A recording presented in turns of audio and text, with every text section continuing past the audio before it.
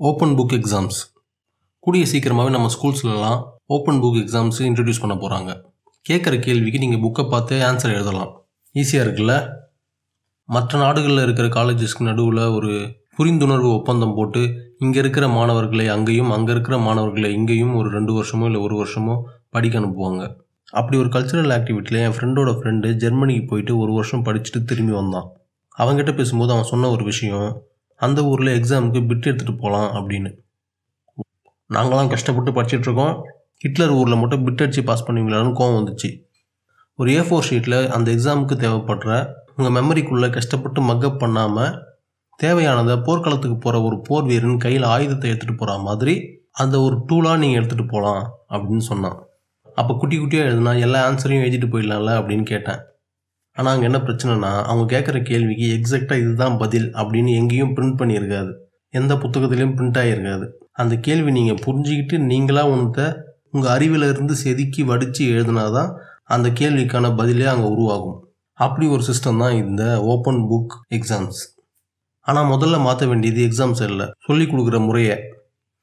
நான் ஸ்கூல் படிக்கும்போது பெரிய பிரைட் ஸ்டூடெண்ட்லாம் இல்லை, ஆனால் எனக்கு நானே ஓரளவுக்கு எனக்கு படிப்பு வரும்னு நான் நம்பக்கூடிய அளவுக்கு இருக்கிற ஒரு சராசரி மாணவன். ஆனால் ஒரு இடத்துல எனக்கு தோணுச்சு, சுட்டு போட்டாலும் எனக்கு இது ஏறாது அப்படின்னு.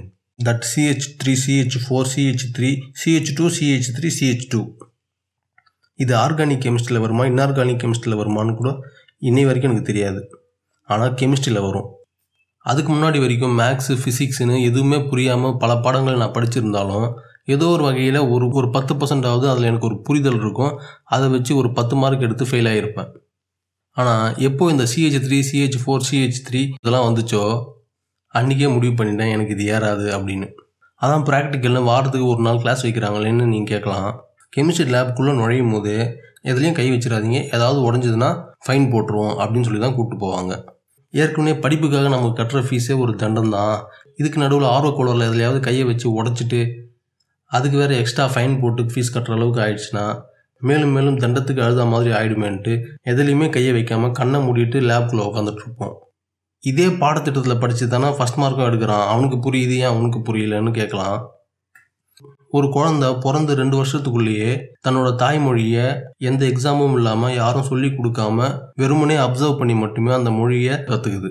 அப்படி ஒரு குழந்தை கற்றுக்கிட்டாலே அந்த குழந்தைக்கு எல்லாத்தையும் கற்றுக்கிறதுக்கான புரிதல் இருக்குன்னு அர்த்தம். அப்படி இருக்கிற ஒரு குழந்தைக்கு 8ஆம் கிளாஸில் கெமிஸ்ட்ரி மட்டும் ஏறல அப்படின்னா அப்போ எனக்கு புரிகிற மாதிரி அதை சொல்லிக் கொடுக்கலன்னு தானே அர்த்தம்.